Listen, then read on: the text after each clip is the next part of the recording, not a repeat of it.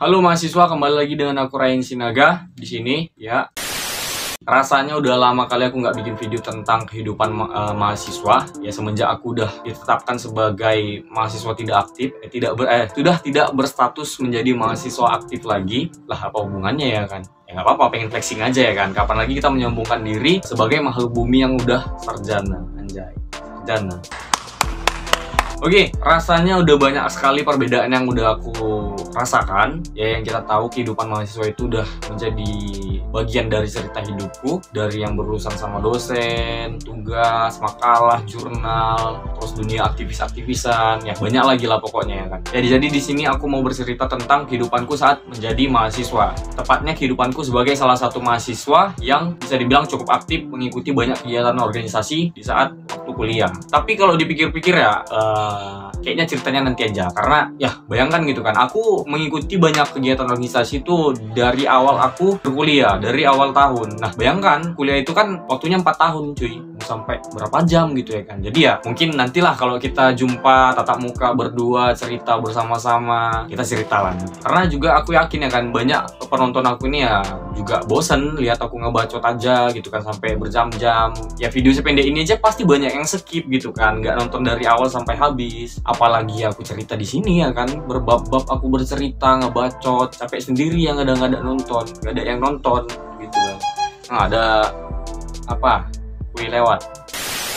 Aku nggak mau video aku itu cuman jadi nemenin tidur kalian, bukan jadi teman tidur kalian gitu, paham ya?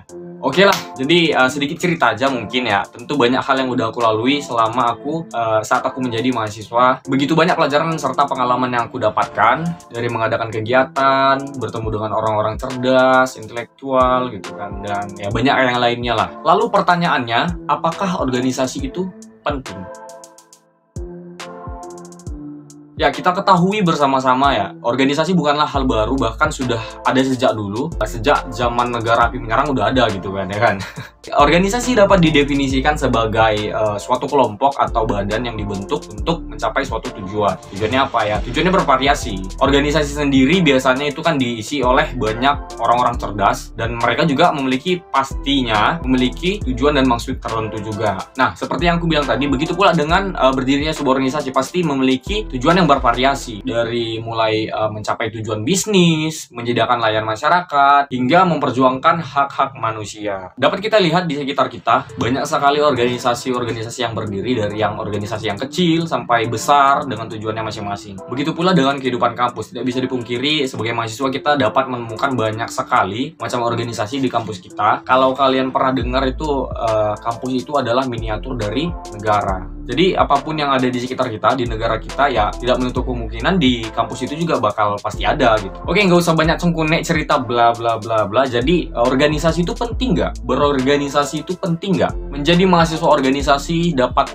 menjadi sangat penting karena memberikan kita kesempatan untuk mengembangkan diri, menambah wawasan, dan mungkin mengembangkan banyak keterampilan dari kita. Di sini aku udah merangkum beberapa alasan mengapa menjadi mahasiswa organisasi itu bisa begitu penting. Dan buat kalian yang mungkin lagi bingung mau ikut organisasi atau enggak, bakal prospek atau enggak, dan belum tahu tujuannya, penting enggak, nah berikut beberapa alasan yang bisa aku rangkum.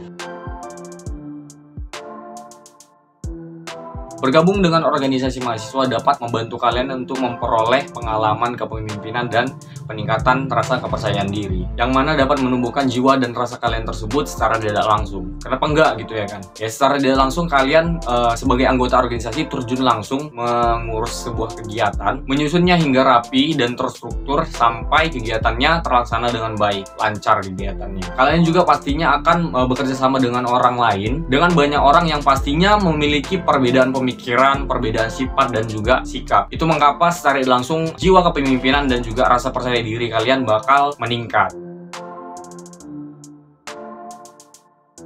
Seperti yang aku katakan berulang kali, dengan menjadi mahasiswa organisasi kalian akan mendapatkan banyak pengalaman. Dari pengalaman-pengalaman yang kalian dapatkan itu, secara tidak langsung akan meningkatkan pemikiran kalian dan juga wawasan kalian.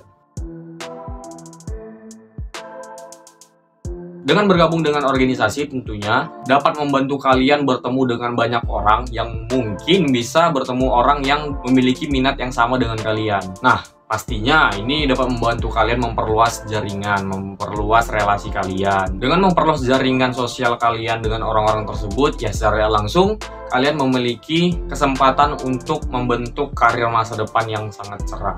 Wah, cerah. Ya jadi intinya jadi banyak relasi lah. Kalian memiliki banyak relasi, banyak teman-teman yang sefrekuensi mungkin, yang memiliki minat yang sama, begitulah. Nah, CV biasanya kita lampirkan untuk melamar pekerjaan. Jadi dari pengalaman yang kalian dapatkan dari organisasi, bisa kalian tambahkan, kalian tuangkan, kalian tuliskan di dalam CV kalian. Entah itu pengalaman atau prestasi-prestasi kalian, yang mana dapat menambah nilai dari atau value dari CV kalian. Nah, bergabung dengan organisasi juga dapat meningkatkan keterampilan kalian bersosial, seperti cara kalian berkomunikasi, rasa empati kalian, cara kalian bernegosiasi, yang pastinya keterampilan-keterampilan sosial ini dapat bermanfaat dalam kehidupan kalian. Nah, kalian pasti juga menjadi orang yang lebih bijak, lebih dewasa gitu. Kalian menjadi orang yang lebih mengerti bagaimana cara bersikap dan berkomunikasi dengan baik. Karena dari organisasi sendiri kalian pastinya sudah banyak menemui beragam macam orang yang pastinya memiliki sifat dan sikap yang berbeda. Nah, jadi itulah beberapa alasan yang bisa aku rangkum mengapa berorganisasi itu bisa menjadi begitu penting. Namun perlu diingat kawan-kawan semuanya, bahwa menjadi mahasiswa organisasi itu banyak memakan waktu dan juga energi. Maka dari itu penting juga bagi kalian untuk menemukan atau memilih organisasi yang sesuai dengan minat kalian, passion kalian, atau yang sesuai dengan kemampuan dan jadwal kalian. Perlu diingat juga buat kalian untuk mengelola waktu dengan bijak agar tetap seimbang akademik dan juga organisasi. Jadi jangan terkecoh gitu dengan kalimat orang-orang bijak di luar sana yang mengatakan organisasi nomor 1, kuliah yang utama. Karena penerapannya sendiri di lapangan aku lihat banyak menghadirkan kesalahpahaman. Tetap keseimbanganlah yang utama. Ingat tujuan kalian berkuliah itu untuk apa, dan ingat tujuan kalian mengambil langkah organisasi itu untuk apa. Namun kalau bisa seimbang, kenapa tidak? Jadilah diri sendiri. See you in the next video. Mungkin itu saja video kali ini. Jangan lupa tinggalin jejak di bawah. Ciao.